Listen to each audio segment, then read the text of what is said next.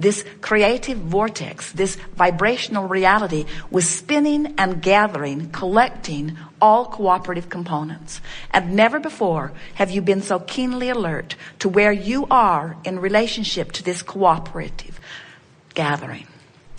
As you're moving forward, it will be very helpful if you will say to yourself, am I cooperating with my hopes and dreams?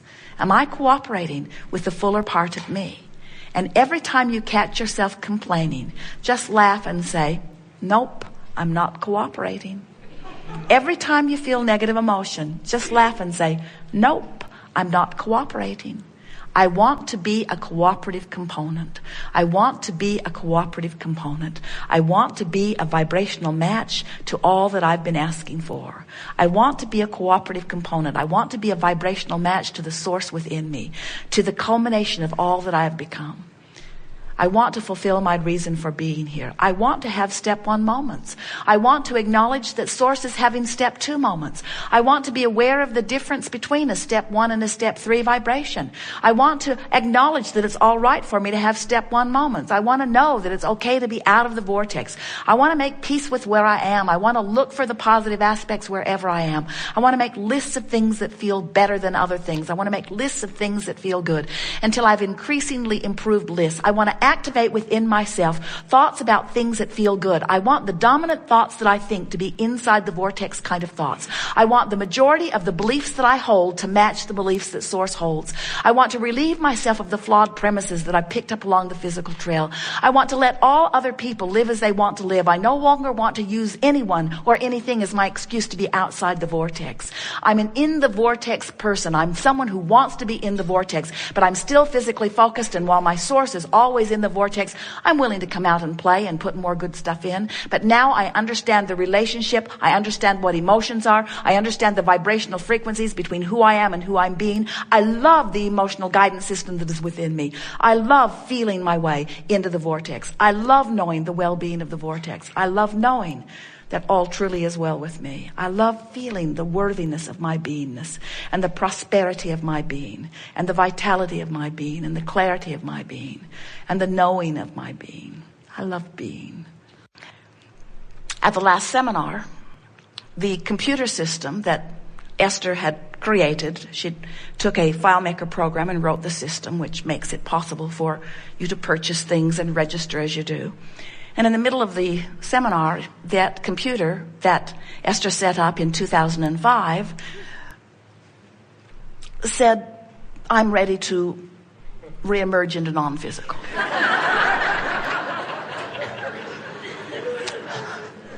And so I'll hang on for you as best I can for the rest of this seminar, but after that I'm done, was the message it was giving as it continued to turn itself off and disconnect the network. And so after the seminar, Esther took another computer, and with the help of her computer genius back home, she set the system up again. But this morning, she was expecting a 7:00 phone call from Jeannie to let her know that all was well. Even though she didn't feel that it wasn't, she wanted to hear that it was. But the phone call didn't come because there is no telephone reception here. Esther carries every cell phone system known to man, and all of them said no service. So Esther's standing on the chair, hanging out the window, reaching for a bar. Maybe if I can get taller, I can get a bar. And she managed to get a signal off to Jeannie, and Jeannie said, I left you a message. And then the phone cut out. But Esther could tell by the tone of Jeannie's calm voice that all was well. So Esther looked at her phones, and there were no messages on any phones. And then about an hour later, her phone went, and she looked, and there was the message that had come in at 7:01. So even though the message had been transmitted by a very well-meaning transmitter, it had not been received because there was no vibrational frequency equivalent. In other words, there are all kinds of things that from your place of sifting and sorting, you launch your rockets. You launch your rockets, and they are received, and they are held there for you in the cell phone service in the sky until you get within range. And when you get within range, you'll get your message. But it's up to you to get within range, you see. Because it does not matter how well the signal has been transmitted. It does not matter that all that is, the energy that creates worlds, is tending to your vortex of creation. But you've got to get in the vicinity. It's all up to you. There is not one other who can bring you within range. Oh, we can coax you, and we do. We can tell you about who you really are. We can hold you in conversation.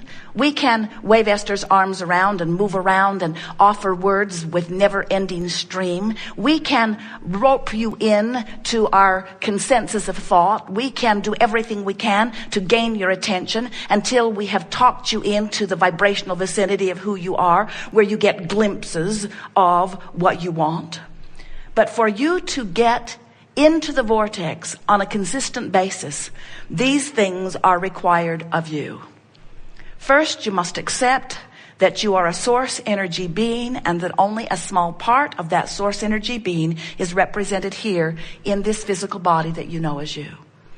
Next, you must accept that this physical being that is you is of immense importance to all that is, that there is no diminishment by the comparison of you and you. You are important to the whole, and you came for the pleasure of the experience of creating. You came to sift through the contrast, and most of all, to give birth to desire, because that is at the heart of the eternalness of eternity. If you cannot come to a new conclusion, then nothing moves forward. But don't worry, you can't hold it back. It is set up that perfectly. So you launch your rockets, and Source holds them. Next, you must accept that there is a vibrational reality that exists before all physical realities, and that vibrational reality is the forming of your creation in the same way that the vortex of creation formed this galaxy, this planet, this system that you live within. All that you see and all that you know that is physical in nature was born out of an idea that was held by more, until over time and in consistency of the idea, it took form and became the reality that you want to call real reality. We want you to come to the place where you can accept that this vibrational reality is not just sort of kind of real in a dream state way, but that it is the reality that is the precursor to all that you've ever known as reality. It's more real than the reality that you look at. When you see someone who is sick, that is not reality. It is a distortion of reality. In other words, when someone is sick, they ask to be well, and that is the bigger reality. When you don't have enough money and you want more, you launch a rocket of desire, and your vibrational bank account becomes bigger than ever before. The financial crisis that your world has been focused upon has put more into your vibrational mass consciousness reality than hundreds of years that have gone by. In other words, when billions of people make requests into this vibrational reality, it is something that is real and will have lasting and positive effect on this and future generations. But in order for you to know it in your now, you've got to find a way of closing the gap. So the things that are required of you in order to be the deliberate creator that you've come forth to be, you must accept the vibrational reality, and you must accept that you are a vibrational being, and you must accept that your emotions are your indicator of your vibrational mix, and you must accept that when you feel negative emotion, that negative emotion is an indicator of resistance within you that you and only you can do something about, and that when you have positive emotion, it is an indication of no resistance or little resistance, and that in that alignment you are in the vortex where you will soon have clear sight, and opportunities, circumstances, and events will reveal themselves to you. It is law. It must be. You cannot fail. There is nothing that you cannot be or do or have. Once you've given birth to it and it's in the vortex, all you've got to do is find a way of lining up with it.